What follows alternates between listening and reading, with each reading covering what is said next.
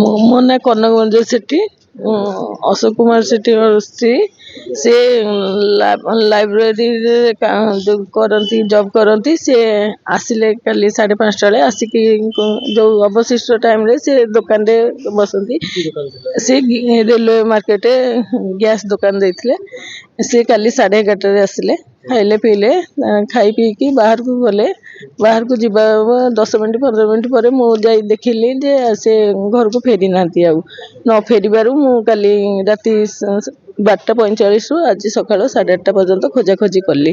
ଖୋଜାଖୋଜି କରିବା ସତ୍ତ୍ୱେ କିଛି ସନ୍ଧାନ ପାଇଲାରୁ ଯେଉଁ ମେଡ଼ିକାଲ ଗୋଟେ ଷ୍ଟାଫ୍ ଯାଇକି ମୋତେ ପଚାରିଲେ ଏଇଟା ଅଶୋକ କୁମାର ସେଠୀ ଘର। ମୁଁ କହିଲି ଆଜ୍ଞା ନା ଅଛନ୍ତି ସେ। ମୁଁ କହିଲି ନାଇଁ କାଲି ରାତିରୁ କୁଆଡ଼େ ଯାଇଛନ୍ତି ଆମେ ପାଉନୁ।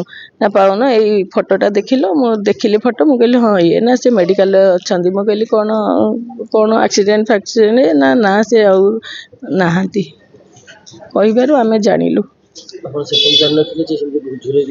ନା ସେତେ ପର୍ଯ୍ୟନ୍ତ ଜାଣିନଥିଲୁ। ତାପରେ ଆମେ ସବୁ ଦେଖିଲାକୁ କେମିତି ସବୁ ତାଙ୍କର ତ କ'ଣ ବାହାରେ ଯାଇ କ'ଣ ହେଇଛି ଆମେ ଆଉ ଇଏ ଜାଣିନୁ। ଆମେ ସନ୍ଦେହ କରୁଛୁ କିଏ ମାରିକି ଝୁଲେଇ ଦେଇଥିବ।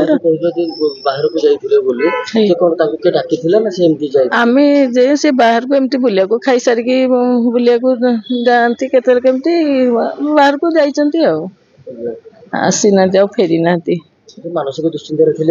ମାନସିକ ଦୁଶ୍ଚିନ୍ତା କିଛି ନାହିଁ। ସେ ତ ଜବ୍ କରିଥିଲେ ଅବଶିଷ୍ଟ ଟାଇମ୍ ସେ ଦୋକାନରେ ବସିଥିଲେ। ମାନସିକ ଦୁଶ୍ଚିନ୍ତା କିଛି ନାହିଁ। ତାଙ୍କ କ'ଣ ହେଲା ତାଙ୍କୁ କିଏ ଶତ୍ରୁତା ନା ମୁଁ ତ ଜାଣିନି। ଆଉ ସେ କୋଉଠି ତାଙ୍କର ଥିବ ସେ ଜାଣିଥିବେ କ'ଣ। ମୋତେ ତ ସେ କିଛି ସେୟାର କରନ୍ତିନି କେବେ। ନା ଦୁଶ୍ଚିନ୍ତା ନାହିଁ। ଝିଅର କାଲି ଜନ୍ମଦିନ ଥିଲା। ଖାଇଲେ ପିଇଲେ ଏମିତି ବାହାରିକି ଗଲେ। ସବୁ ବ୍ୟବହାର ଥିଲା କାଲି ଠିକ୍ ଥିଲା।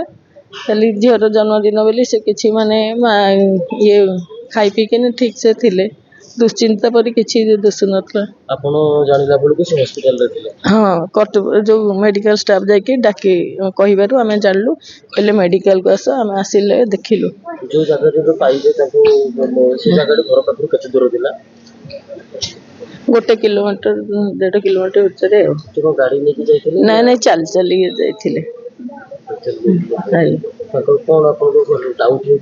ଡାଉଟ୍ ହେଉଛି କିଏ ମାରିକି ଝୁଲେଇ ଦେବାର। ତାର ତଦନ୍ତ କରାଯାଉ ଆମେ ଗୁହାରି କରୁଛୁ। ତାର ତଦନ୍ତ କରାଯାଉ ଆମେ ଗୁହାରି କରୁଛୁ। ଆଜ୍ଞା ଶହୀଦନଗର ଥାନାରେ ଦେଇଛୁ। ଗତକାଲି ଦୋକାନ ବନ୍ଦ କରିକି ଆସିଛନ୍ତି ପ୍ରାୟ 11:30 ରାତ୍ରିରେ। ଆସିକି ଖିଆଖିଇ କରିଛନ୍ତି। ଦିଦିଙ୍କର ଜନ୍ମଦିନ ଥିଲା, ଖିଆଖିଇ କରିଛନ୍ତି। ବାହାରକୁ ଯାଇଥିଲେ 5-10 ମିନିଟ୍ ଚାଲିବା ପାଇଁ। ତ ଦେଖିଲା ବେଳକୁ ଆଉ 20 ମିନିଟ୍ ପରେ ୱେଟ୍ କଲୁ, ଯେହେତୁ ସେ ଫେରିଲେ ନାହିଁ। ତାପରେ ବହୁତ ଚେଷ୍ଟା କଲୁ, ଖୋଜାଖୋଜି କଲୁ, ପାଇଲୁ ନାହିଁ। ସକାଳେ ଦେଖୁ ତ ଏକ ଟାୱାରରେ ତାଙ୍କ ମୃତଦେହ ଝୁଲା ତା ଅବସ୍ଥାରେ ମିଳିଛି। କେତେ ସମୟ ପର୍ଯ୍ୟନ୍ତ ଆପଣ ଖୋଜାଖୋଜି କଲେ? 1ରୁ 5:30 ପର୍ଯ୍ୟନ୍ତ ଖୋଜାଖୋଜି। ପୋଲିସରେ ଇନଫର୍ମେସନ ଦେଇଥିଲେ? ନା, ଶହୀଦନଗରରେ ପରେ ଦେଇଥିଲୁ ଇନଫର୍ମେସନ।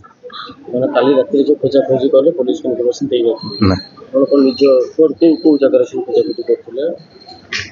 ଖୋଜାଖୋଜି କରିଥିଲୁ ଆଚାର୍ଯ୍ୟ ବିହାର, ମାଣୀ ବିହାର, ଜୟଦେବ ବିହାର, କଟକ ଆଉ ରେଲୱେ ଷ୍ଟେସନ।